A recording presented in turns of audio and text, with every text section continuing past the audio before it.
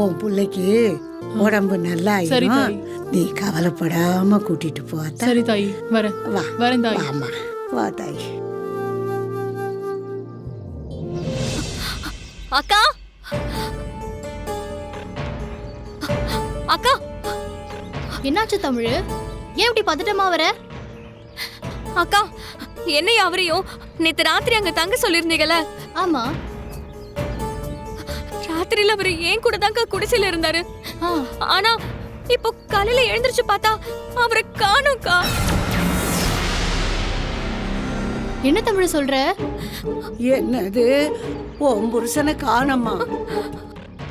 ஆமாமா, எல்லா இடத்துலயும் தேடி பார்த்துட்டேன், அவர் எங்கேயுமே காணோமா. அத உங்களுக்கு ஏதாவது தெரியுமான்னு கேட்கலாமேன்னு வந்தேம்மா.